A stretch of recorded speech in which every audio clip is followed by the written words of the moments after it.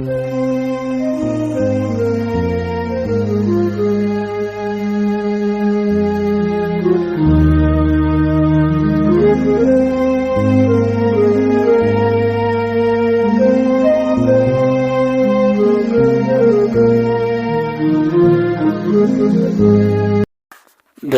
አብ ወወልድ ወመንፈስ ቅዱስ አሐዱ አምላክ አሜን።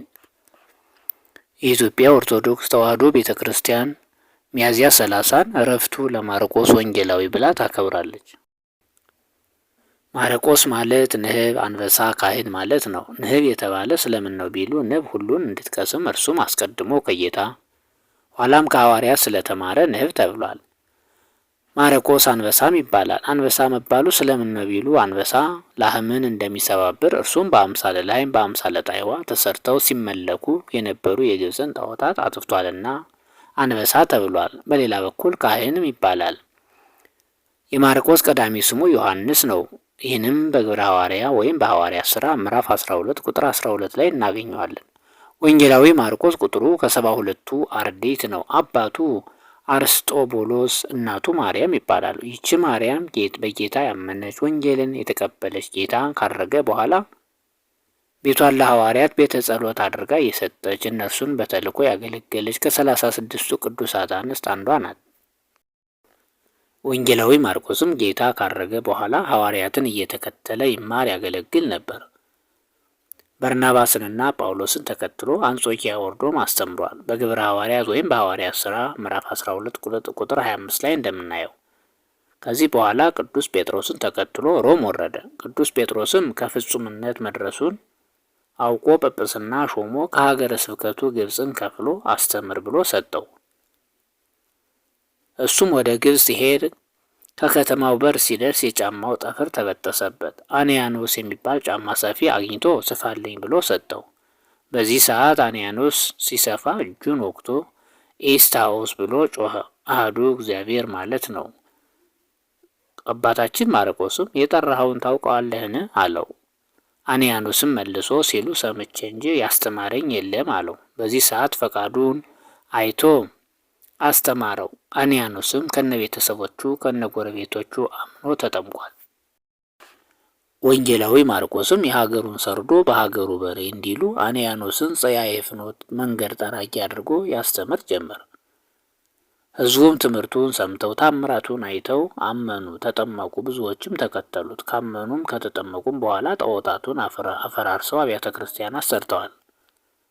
ልባቸውን ለጣዖቱ የሰጡት ግን በአባታችን ላይ በጠላትነት ተነሱበት። በዚህ ሰዓት ምዕመናን አባታችን ልናጣህ አንሻምና ቁጣቸው እስኪበርድ ወደ ሌላ ሄደ ሸሽተህ ቆይ ያሉት።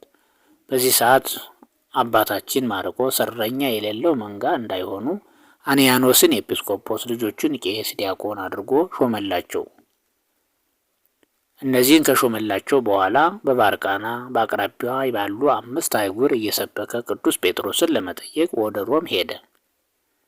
ወደ ሮም ከሄደ በኋላ ከዚያ ሆኖ ወንጌሉን በልሳነ ሮማይስጥ ጽፎታል።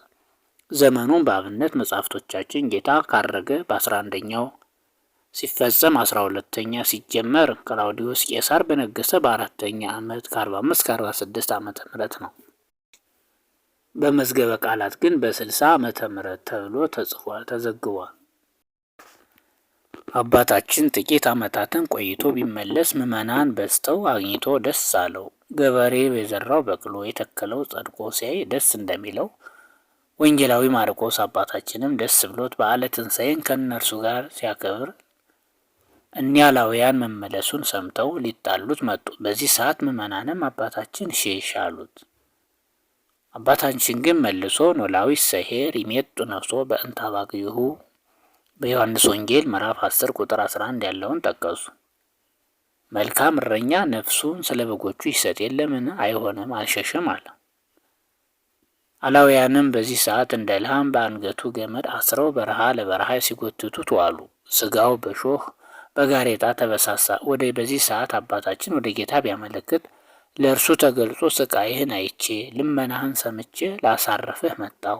ስለተቀበልከው መከራ ክብርህን ከ12ቱ ደቀ መዛሙርቴ አንድ አድርጌሃለሁ። በስምህ የተማጸነኝን እምርልሃለሁ ብሎ ቅዱስ ነፍሱን ከስጋው ለይቶ በቃለ አቅርንት በስብሐተ መላእክት አሳርጎታል። በዚህ ጊዜ የ70 ዓመት አረጋዊ ነበር። ዘመኑ እንደ አብነት መጻሕፍቶች ቀላውዲዮስ ቄሳር በነገሰ በ11ኛው ዓመት፣ እንደ መዝገበ ቃላት ግን በ67 በ60 የሚሉም አሉ። እኒያም አላውያን ስጋውን እናቃጥላለን ብለው እንጨት ሲረበረቡ ዝፍት ሲያርከፈክፉ ታላቅ ነጎድጓድ ሆነ፣ ምድር ተናወጠች፣ ፀሐይም ብርሃኗን ከለከለች። በዚህ ሰዓት አላውያን ምን መጣብን ብለው ሸሽተዋል። ኋላ ግን ምዕመናን በብርሃነ መብረቅ ተከቦ አግኝተው ቀብረውታል። ወንጌላዊ አባታችን ማርቆስ በዚህ ዕለት ነፍሳቸው ከስጋቸው የተለየችበትን ቀን ቤተ ክርስቲያናችን ሁልጊዜ በየዓመቱ ትዘክረዋለች። አነሳስቶ ላስጀመረን አስጀምሮ ላስጨረሰን ለልዑል እግዚአብሔር ክብር ምስጋና ይግባው። ለእመቤታችን ለንጽሕተ ንጹሐን ለቅድስተ ቅዱሳን ወላዲተ ቃል ቤዛዊተ ኩሉ ዓለም ክብር ምስጋና ይግባት። አሜን።